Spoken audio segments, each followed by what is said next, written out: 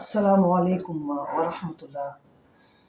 رب اشرح لي صدري ويسر لي أمري واحلل عقدة من لساني يفقهوا قولي. السلام عليكم mbokki waa Louga. Assalaamu aleykum mbokki Sénégal. Man Aram Gaye Diop, membre du Parti socialiste, conseiller technique en genre au niveau du Haut Conseil des collectivités territoriales. Ma bëggoon a ñëw rek weccoon teg yéen ci yenn kàddu ci situation politique bi nga xam ne moo xew fii ci suñu dëkk ci Louga. Defe naa fan yi yëpp yéen dégg ngeen ay wax yu bari, mais li wolof di wax bokk ci coow li xam li waral coow li moo ko gën. Élection locale yi dañu décider en toute souveraineté accompagner bokk ci coalition Benno Bokk Yaakaar. Fii ci Louga nag suñu mandataire moo doon Moustapha Diop.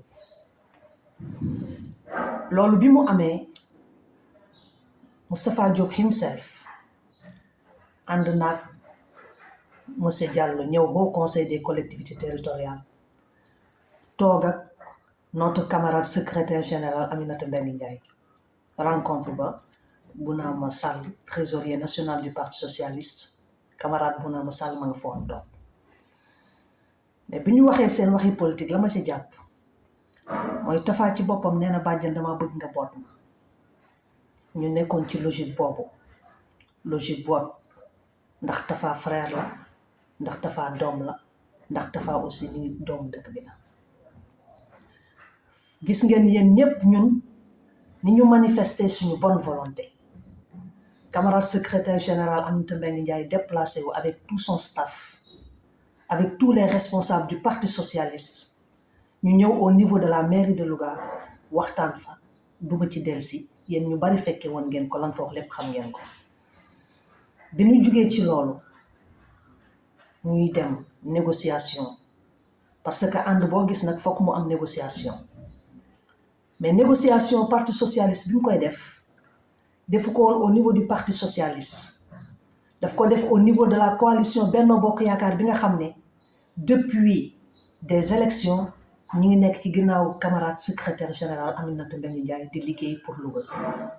Référendum, élection législative yi, élection présidentielle yi lépp ñoo doon àndandoo di liggéey di yëkkateendoo di dóorandoo. Bi ñu ñëwee ba ci cëppaandaw ga suñu liste 31 personnes lañ waroon am. Toog nan kër Aminata Mbengue Ndiaye. Rencontre ba Moustapha Diop fekke ko mi ngi woon ànd ak waa Ngor Soosu Jaxate ak Ngor Si Diallo ñoo ànd. Bi ñu ñëwee toog c'était man pour la première fois sax depuis Moustapha Diop di def carrière politique am, c'était pour moi la première fois ma toog Moustapha toog mu wax ma dégg. La ma jàpp ca wax ja nag mooy bi nga ko joxee liste yi, camarade secrétaire général Aminata Mbengue daf ko wax ne ko Tafa mu ne ko naam mu ne ko ñi ma àndal ñëpp nee nañu ne Moustapha boo ko joxee liste yi bu demee da koy changer. Moustapha daal di tàpp ci loxoom ne ko bàjjan xanaa man deretu góor dawul fii, ànd bi man maa ciy gagné kon lu koy dëgëral laay def mais duma def lu koy yàq. Man nag ba ñu ko waxee en tant que Diobène ak dëkk kër Serigne Louga ñu yar ñu ci ay valeur, man jàpp naa ne buñ demee dañu war a tëdd nelaw rek parce que li ñu wax moom li mu wax lay def.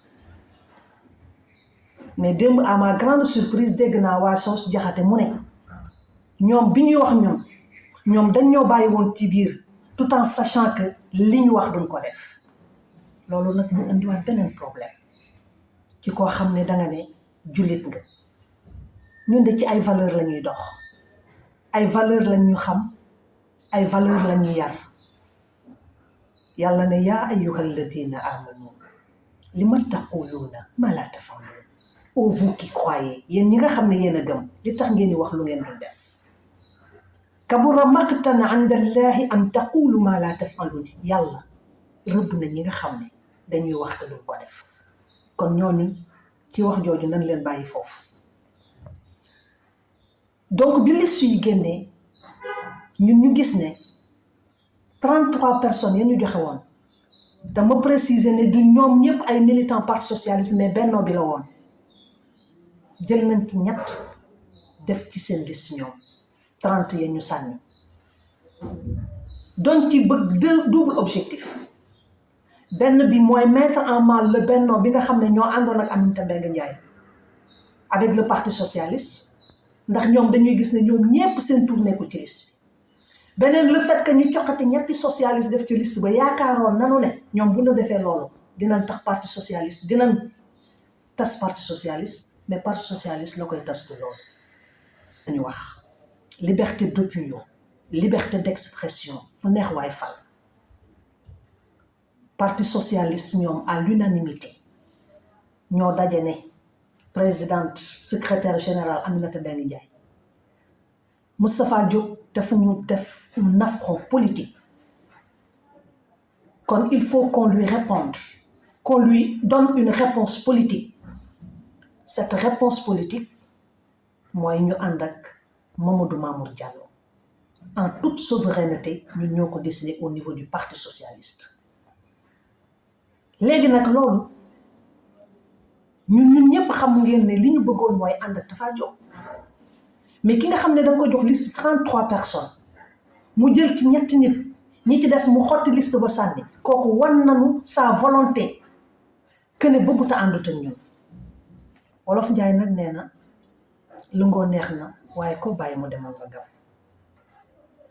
Moustapha yaa nañu woon ñu ne la te neetee toolu te gis nañ ku nu ne te yow yaa teewoon ñu ne ko keroog ba nga neenoo bu leen ma nekk ci lañ ko ne kon li mu laaj danañ ko jox ñun nag obligation d'action la ñu amuñu obligation de résultat yàlla moo yor résultat le 23 janvier kii falu yàlla moo ko xam mais ñun au niveau du parti socialiste dans la coalition Jàmmi Sénégal taxawaay la laaj danañ ko dox danañ ko wax porte à porte ndax nit ñi kenn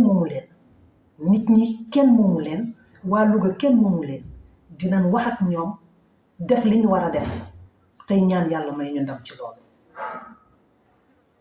foofu laa doon jeexale li may wax mooy mairie bu bees coalition bu bees kon maire bu bees Mamour Aminata ak PS nee nañu yees suñu